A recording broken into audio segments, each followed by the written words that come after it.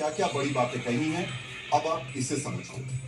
America के supreme court ने कहा कि उन्हें टैरिफ लगाने का कोई अधिकार नहीं है। अदालत ने साफ साफ शब्दों में कहा कि ट्रंप ने अपनी ताकत का गलत इस्तेमाल किया है।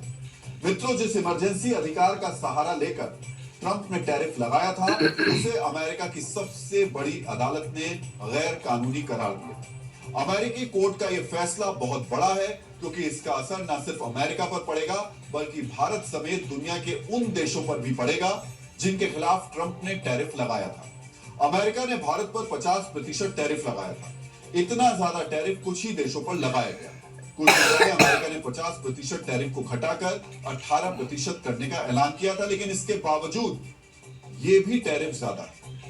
अमेरिकी सुप्रीम कोर्ट ने अपने फैसले में कहा कि ट्रंप ने international emergency economic power act के नाम के जिस कानून का सहारा लेकर एक तरफा टैरिफ लगाया, वो गलत है।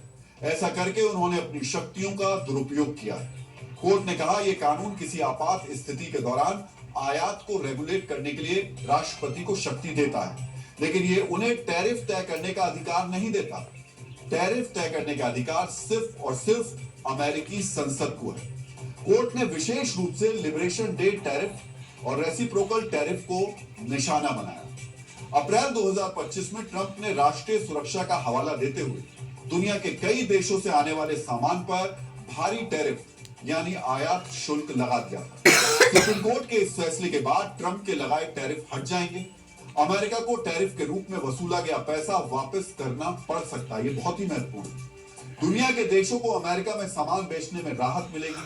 भारत, चीन और यूरोप के निर्यातकों को फायदा होगा। दुनिया का व्यापार ज्यादा स्थिर हो सकता है और शेयर बाजार में तेजी आ सकती है। मित्रों, अमेरिका की निचली अदालत ने भी टैरिफ को गैर कानूनी करार दिया था।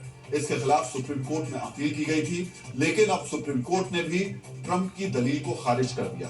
इसके बाद अब ट्रंप के पास एक ही विकल्प है कि वो टैरिफ वापस ले ले। और इस पर बात करने के लिए हमारे सहयोगी सिद्धांत सिब्बल मौजूद हैं। सिद्धांत, सबसे महत्वपूर्ण बात और सब अब हर कोई ये बात जानना चाहता है, क्या वो जो पैसा उन्होंने दुनिया से देखिए, ये अभी देखने वाली बात होगी, क्योंकि अभी ये एक डेवलपिंग स्टोरी है और इसके क्या मायने होंगे ये दुनिया भर में इस वक्त इस ऑर्डर को पढ़ा जा रहा है। करीब 170 पेज जितना बड़ा ये ऑर्डर है और इसमें भारत का भी जिक्र करा गया है।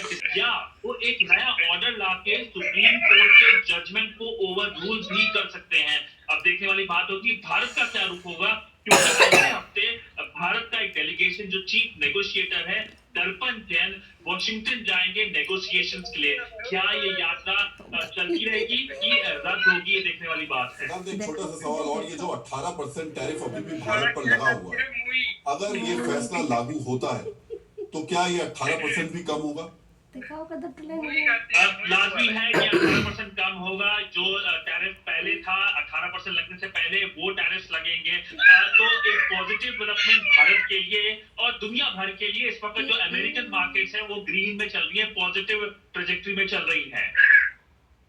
बहुत बहुत शुक्रिया सिद्धांत की जानकारी देने के लिए। और इस वक्त ये खबर भी सामने आ रही है कि अमेरिका का जो सेंसेक्स है, मार्केट है, वो काफी हाई हो गया है खबर सुनने के बाद। मित्रों, अमेरिकी सुप्रीम कोर्ट का यह फैसला न सिर्फ ट्रंप के लिए बड़ा झटका है, बल्कि अमेरिका के खजाना पर भी इसका भारी असर है। क्योंकि टैरिफ गैर कानूनी घोषित होने के बाद ट्रंप सरकार पर टैरिफ से कमाया गया पैसा लौटाने का दबाव बढ़ेगा। मित्रों, एक अनुमान के मुताबिक अब तक ट्रंप प्रशासन टैरिफ के जरिए तकरीबन $500 बिलियन कमा चुका है। मित्रों, ट्रंप ने सबसे ज्यादा टैरिफ चीन से वसूला। अब तक चीन की कंपनियां $200 बिलियन से ज्यादा का टैरिफ दे चुकी हैं। दूसरे नंबर पर मैक्सिको है, जिससे $84 बिलियन का टैरिफ वसूला जा चुका है। कनाडा ने तकरीबन $79 बिलियन का टैरिफ दिया है, तो भारतीय कंपनियां $33 बिलियन का टैरिफ दे चुकी है। अमेरिका का मित्र देश जापान भी $30 बिलियन दे चुका है। मित्रों, ट्रंप के लिए